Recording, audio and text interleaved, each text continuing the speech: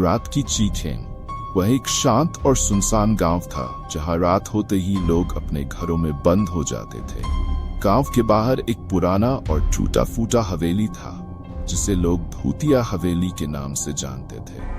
इस हवेली के बारे में कहा जाता था कि वहां एक औरत की आत्मा भटकती है जिसकी चीखें रात के सन्नाटे को चीरती हुई सुनाई देती थी। राघव, एक युवा लड़का, गांव में नया आया था। उसे इन बातों पर यकीन नहीं था। उसने गांव वालों से हवेली के बारे में सुना तो उसका मन जिज्ञासा से भर गया। उसने ठान लिया कि वह हवेली जाकर देखेगा कि वहां सच में क्या है। गांव के लोग उसे रोकने लगे पर राघव नहीं माना। एक रात जब चांद बादलों के पीछे छिपा हुआ था और हवाओं में अजीब सी सिहरन थी, राघव ने अपने दोस्त मोहन के साथ उस हवेली की ओर रुख किया। हवेली के पास पहुंचते ही एक अजीब ठंडक का एहसास हुआ, जैसे वहां कोई अदृश्य शक्ति मौजूद हो। दरवाजे की चमराहट ने दोनों को भीतर बुलाया। हवेली के अंदर का माहौल भयानक था। टूटी हुई दीवारें, जाले से ढके खिड़कियां और फर्श पर धूल की मोटी परत। मोहन का दिल जोर जोर से धड़कने लगा, लेकिन राघव आगे बढ़ता गया।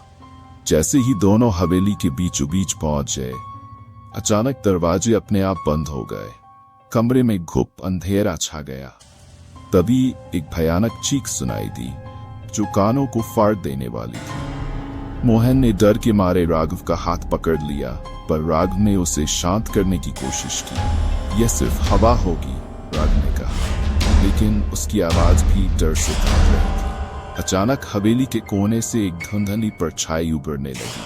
वह परछाई धीरे धीरे आकार ले रही थी और फिर एक औरत का रूप धारण कर लिया। वह सफेद साड़ी में लिपटी हुई थी। उसकी आंखें चमक रही थीं और उसके चेहरे पर एक भयानक क्रोध था। उसके होंठ हिले, लेकिन उसकी चीखों ने राघव और मोहन की रूह कंपा दी। क्यों आए हो यहाँ? वह चिल्लाई। मेरा इंतजार कर रहे थे। राघव और मोहन ने भागने की कोशिश की, पर हवेली का दरवाजा बंद था। औरत हवा में तैरती हुई उनकी ओर बढ़ी। मोहन ने बेहोश होकर जमीन पर गिर पड़ा, लेकिन राघव ने हिम्मत जुटाकर दरवाजा तोड़ने की कोशिश की। तभी वह औरत उसके करीब आ गई और उसके हाथ उसके कंधे पर पड़ते ही राघव की सांसें थमने लगीं।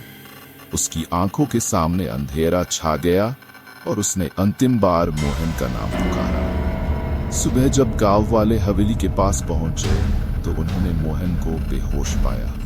राघव का कोई अता पता नहीं था। मोहन ने आंखें खोली, लेकिन उसके मुंह से सिर्फ एक ही बात निकली, वह उसे ले गई।